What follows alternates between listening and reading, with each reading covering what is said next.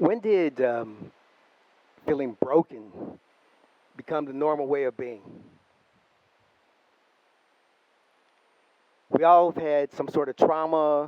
We've had wounds. We've had people say things to us that made us feel like we didn't belong or that we weren't worthy of love, that something inside of us wasn't whole, and that we were broken. And this has become the norm. But I'm telling you, it's a lie. You're not broken. We're not broken. And I'm going to prove it to you. So, I was 9 years old. My father had just been killed. And as a 9-year-old, I didn't know what to do. I didn't know how to process this. So, I used anger. And anger became my fuel. It's the thing that pushed me through life.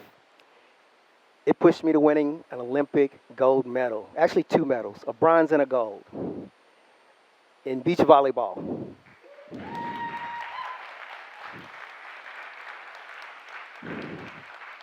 Normally, people guess basketball or track. They don't guess beach volleyball, right? 5'10" black guy from Kentucky. We don't have any beaches in Kentucky. How did you become an Olympic gold medal coach?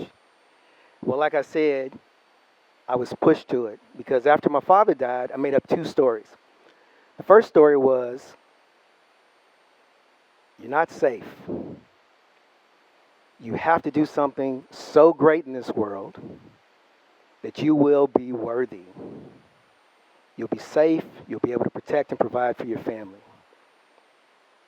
But then I made up a second story. And that story was, you don't know how to be a man. Your dad wasn't here to teach you. You can't be successful. And both of these stories, I lived them. I would succeed, and then I would sabotage. Does this sound familiar? This is not a unique thing. This is what we do as human beings. We are champions. We can create anything that we put our minds to. But then in the background, we have these stories running that say, you can't do that. You're not worthy. You don't belong. And we believe it. Well, I'm going to tell you right now, let's stop believing it. We don't have to believe that crap. So let it go.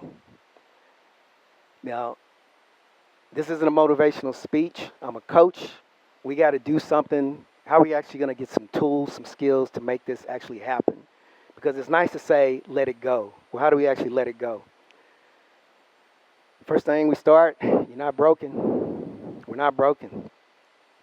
The system is broken. And when I say the system is broken, what I'm really saying is the system is working exactly the way it was designed. But it was designed to break you. Now let's take it all the way back. All the way back to the cave when it was cold. We weren't there, right? Nobody was there. But imagine, it's cold. There's no food. You huddled up inside the cave. We got to try to survive the winter. It's going to happen every year. So it makes sense that we have this system, this scarcity system, this competition system. And remember, I'm a gold medal coach. I know competition. But I'm going to tell you, it doesn't work. Not in the long term. You can achieve a lot, but you can't do it in a way that makes you feel whole and fulfilled. So here we are in the cave, and we got to decide who's going to eat. Who's going to keep the species going? Who's going to procreate? Who's going to get the nutrition? And what are the rest of us going to do? So we need hierarchy, and we need rules, and we need things like the strongest survives. But here's the problem. If the strongest is the one who's surviving, what are the rest of us doing? And this is the birth of this competition mindset, this scarcity environment, but it's all run by fear, division, competition, comparison. Now this is the cave, but think about it. This should be familiar. This is the operating system that we're actually using to this day. but it's from the cave. Do we want to keep using this system? Something that was built when we actually had scarcity, and now we don't. With AI, with robotics, with quantum computing, are we really in scarcity anymore? We can afford to feed everyone. Everyone can have a quality living. Everyone can have education. We can live in harmony. But there's only one problem: the program. Now think about it. If you had a piece of hardware, I actually did. I had a first generation iPad. Anybody ever have a first generation iPad? Or is it just me? Oh man. Okay, two. All right, I thought it was that old. Had a first generation iPad. Thanks, Mitch. Appreciate it. First generation iPad. And guess what? It got to a point where I couldn't upgrade it. The hardware, it wouldn't take the upgrade. Now here we are using this scarcity competition system that was built in the cave. And we're trying to put abundance and growth mindset and systems into this outdated hardware. It does not work. If we want abundance, if we want a growth mindset, if we want harmony, peace, we got to change the system. Look at diversity, equity, inclusion. That's an awesome system. But what happens when you put it into this competition hardware? It gets rejected.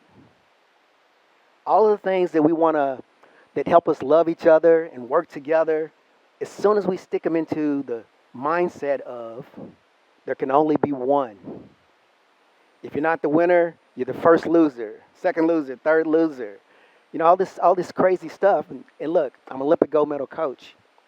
My dad died. I bought into this system like you will not believe. I mastered this system. I mastered it so much. I've been to 5 Olympic Games, 2 Olympic medals. We played for 3, won 2, in beach volleyball. I'm a 5'10" black guy from Kentucky with no beaches. How did I get to go to the Olympics for beach volleyball? I used my wound. I used my trauma. I used all these things that told me I wasn't good enough, that I had to prove myself in the world as fuel and fire.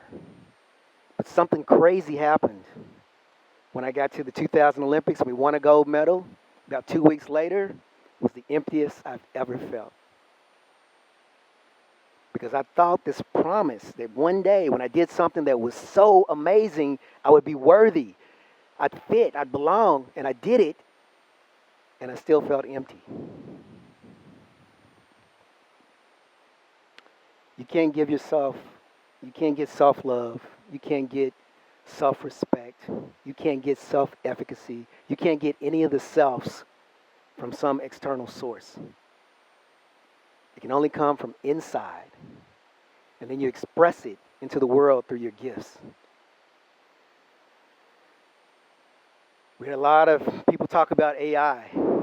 Now, after my dad died and I tried to figure out how to master this thing called competition, and I did.